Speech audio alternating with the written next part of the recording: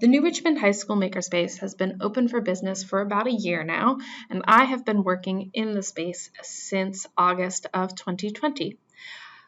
This school year has been an extremely weird school year, but we still have been able to pull off some cool Makerspace projects, and I wanted to give you a tour of what we've been doing, as well as what we've learned along the way.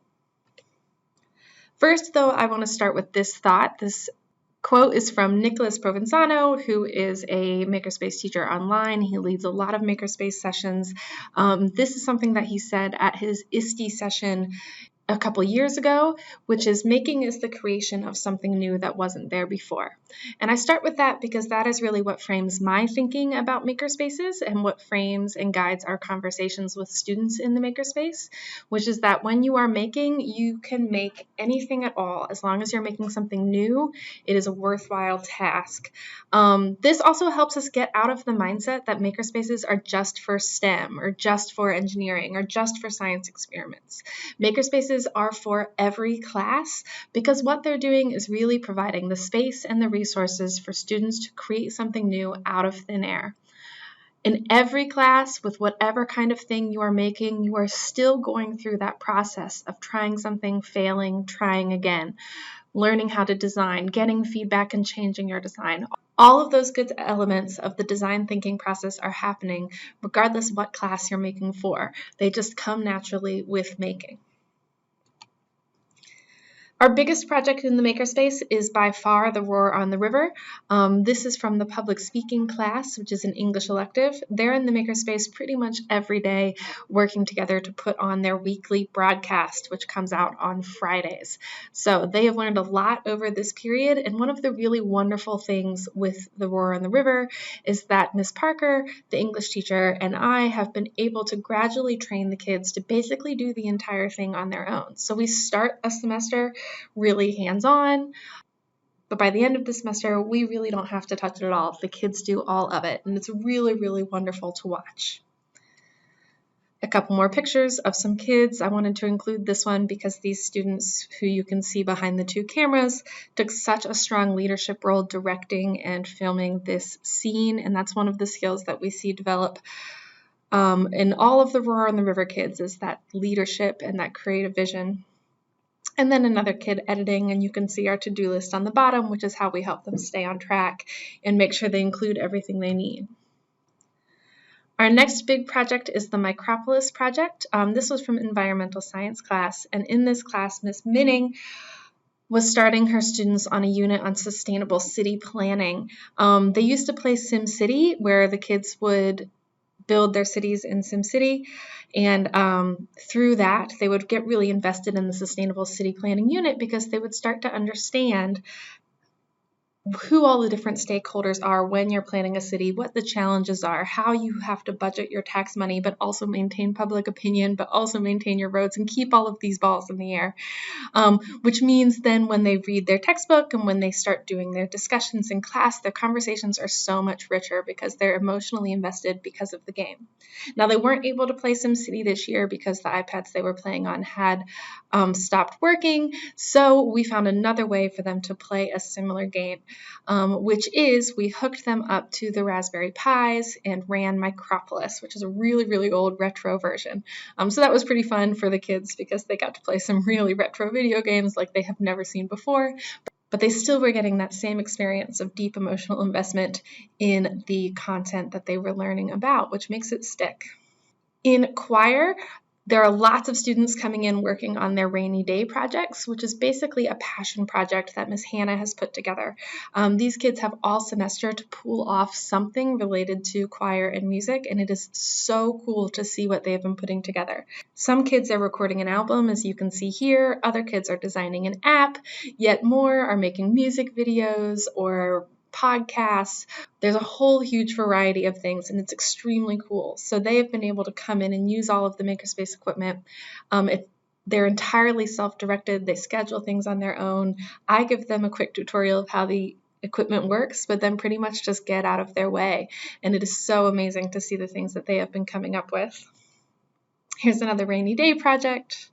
In geometry, Miss Corbin brought her students down to build real-life word problems where they had to write their own word problems and then create these dioramas. And then the goal was to create a word problem gallery, so kids would have to walk around and look at each other's dioramas and then solve each other's word problems. So it's a great creative geometry practice, plus they have to think about writing a problem, which is a challenge in itself.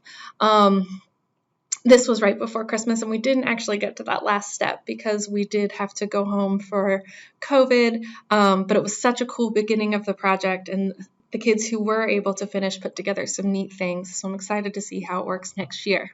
Sometimes kids just come down into the Makerspace on their own time to work on projects for classes.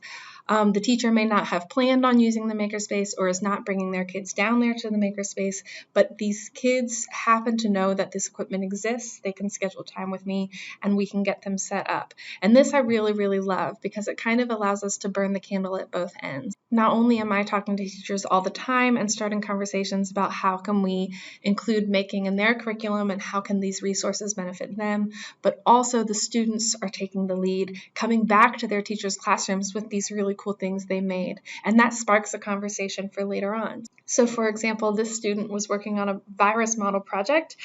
He came down to the Makerspace asking to print out his model, but after a couple conversations, we realized that it would be way better to do your model on the laser cutter because then we could make it out of cardboard. It would be a lot sturdier.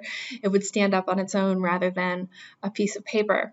So then he had to learn how to use the laser cutter, and we talked about different laser strengths to actually cut out the shape, but then also etch those lines in the shape so that the cardboard was foldable. And it turned out extremely cool, and it was a nice spontaneous thing. And then when he took it back to his teacher, it sparked another idea. So after spring break, this teacher, Miss Minning, was talking about building a cicada museum for the cicada emergence. And those students she'll send down to the Makerspace to work on their different displays. Finally, by far the biggest thing that we have been doing in the Makerspace are video projects.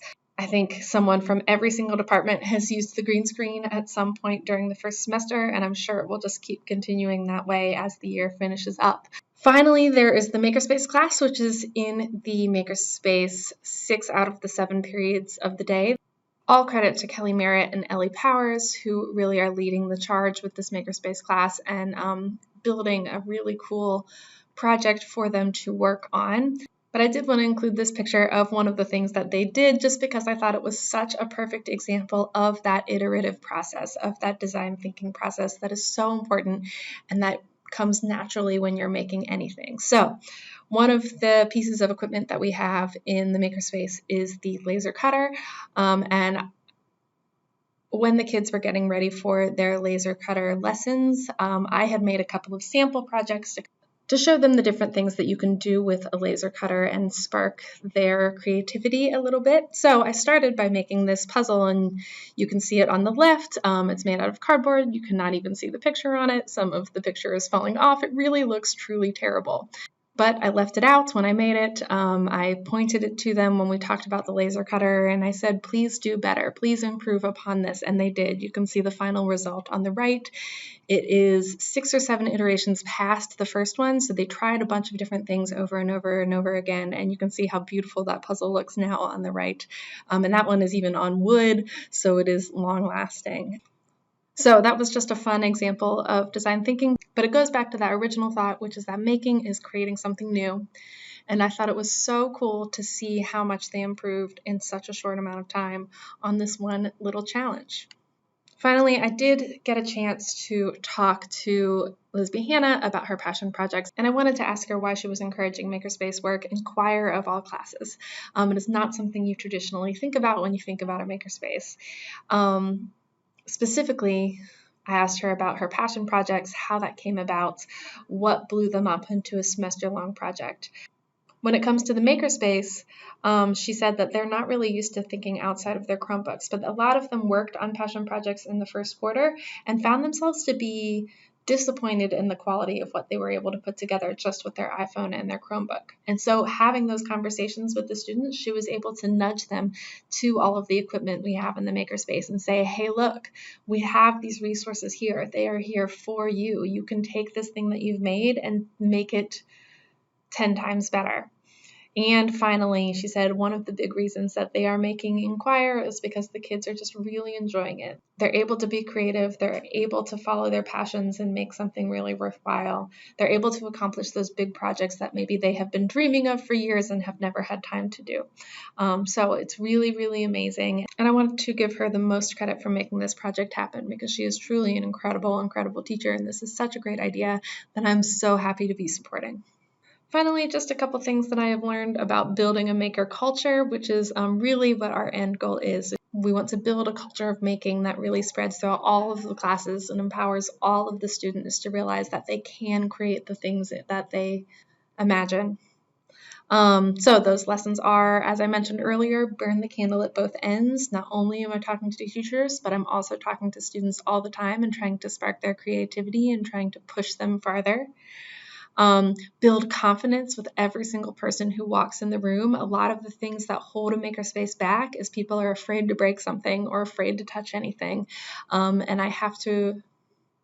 we have to remind every single person who comes in that they have the power, that the whole point is to learn and fail and try again.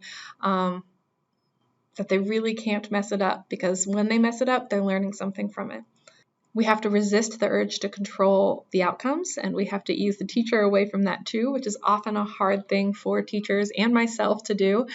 We cannot let perfect be the enemy of good. This is a big reminder for the kids who come into this space.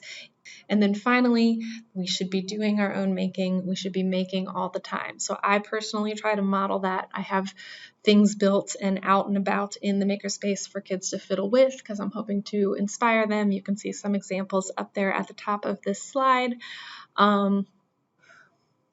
And anytime I'm doing any sort of making, if I'm researching something for a teacher or if I'm prepping something for a class that's about to come in, I try to do it out in the open and visibly. I try to include the students in the process, anything to get their hands busy and get their minds moving. That is how they become makers, and that's how they stay makers. So thank you for watching. It's been a really, really interesting year so far in the New Richmond High School Makerspace, and I cannot wait to see what comes next.